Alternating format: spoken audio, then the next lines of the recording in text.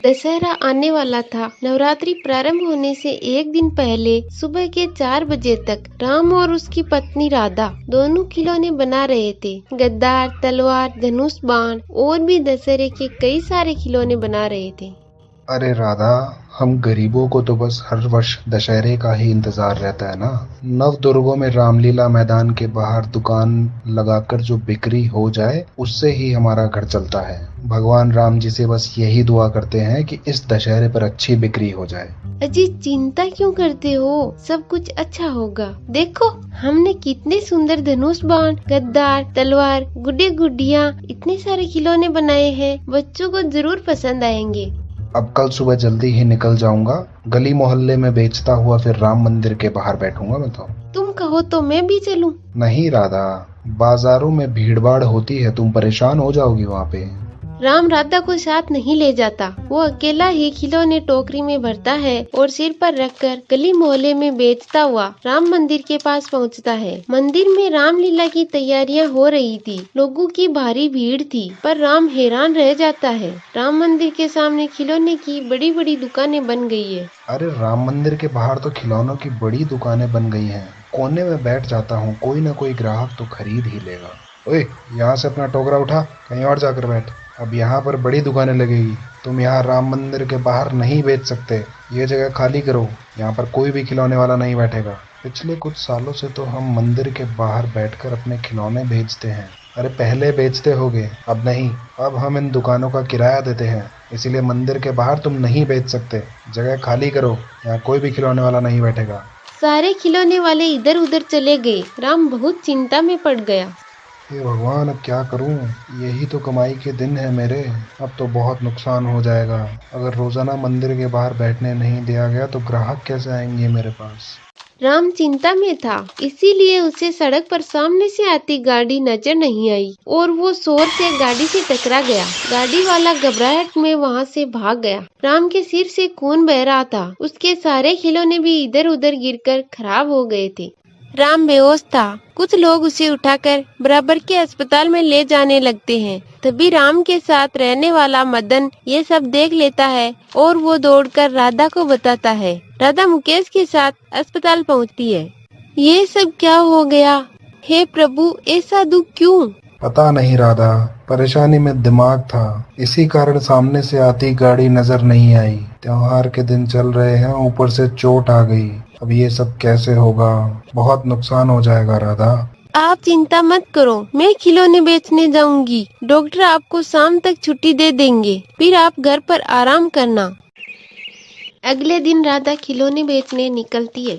भैया जी, खिलौने ले लो। दीदी, ये देखो, तीर तलवार, धनुष, गद्दार, रंग बिरंगी। मेरे खिलौने कोई भी नहीं खरीद रहा। सब मंदिर के सामने बनी बड़ी दुकानों से खरीद रहे हैं। अब मैं क्या करूं? हे राम जी, मदद करो। प्रभु, आपकी भक्ति की करुण पुकार से मन विचलित हो रहा है। अपने भक्त के दुख को दूर कीजिए। हनुमान, इसी समय पृथ्वी लोक पर जाओ और राधा के दुखों का निवारण करो। जो आज्ञा प्रभु।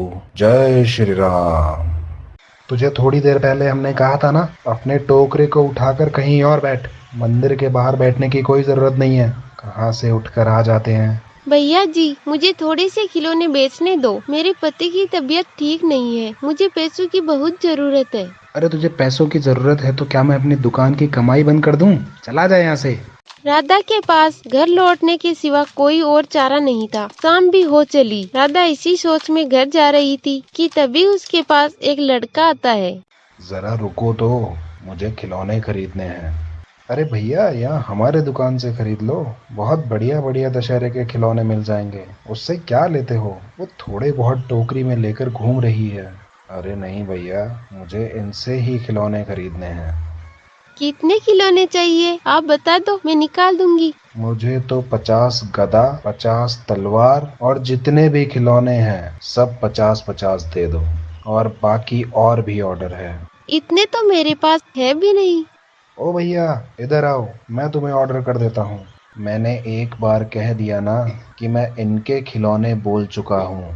अब तुम अपना मुंह बंद करके बैठो। दूसरों के काम रोक कर दुकान चलाते हो। सबको भगवान के मंदिर के बाहर दुकान चलाने का हक है। और भगवान राम ही जाने कब किसका पलड़ा भारी हो जाए, कुछ नहीं पता कब किसकी किस्मत पलट जाए। आप ये 20,000 रुपए एडवांस रखो और दशहरे वाले दिन सभी खिलौने बनाकर यहाँ राम मंदिर में ले आना। दशहरे के मेले में यहाँ आए सभी बच्चों को हमारी तरफ से मुफ्त में खिलौने बांटे जाएंगे। राधा रुपए लेकर खुशी खुशी घर चली जाती है और घर जाकर सारी बात राम को बताती है। राम ये सुनकर हैरान रह जाता है कि उन्हें खिलौने बनाने का इतना बड़ा ऑर्डर मिला है। वो अपने साथ कुछ कारीगर और भी रख लेते हैं ताकि काम जल्दी हो सके और दशहरे वाले दिन तक राधा और राम सारे खिलौने बनाकर तैयार कर लेते हैं। सुनो, आपने 2-3 दिन से बिल्कुल आराम नहीं किया। अब आप दवाई लेकर आराम करो। तब तक मैं ट्रक में ये सारा माल राम मंदिर तक पहुंचा कर आती हूँ। राधा ट्रक में सारे खिलौने लेकर राम मंदिर पहुंचती है।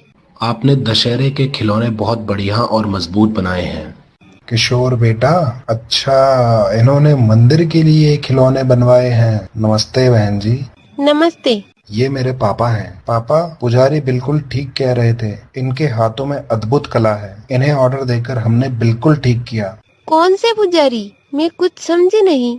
अरे श्री राम मंदिर के पुजारी जी, जो यहाँ के सेवादार हैं। तभी राम मंदिर के सेवादार पुजारी भी आ जाते हैं।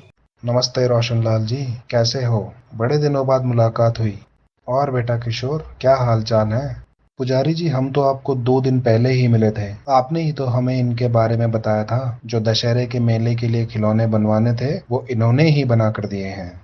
मैंने बताया था, पर मैं तो आपको बहुत दिनों बाद देख रहा हूँ। हे प्रभु, मुझे इतने वर्ष हो गए इस राम मंदिर की सेवा करते हुए, पर आपके कभी दर्शन नहीं हुए। आपकी ये कैसी लीला है प्रभु?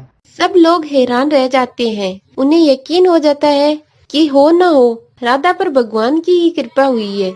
जब ये बात राम को पता चलती है तो वो भी राधा के साथ राम मंदिर जाता है और दशहरे की पूजा करता है। शाम के समय रावण, कुंभकर्ण और मेघनाथ के पुतले जलाए जाते हैं।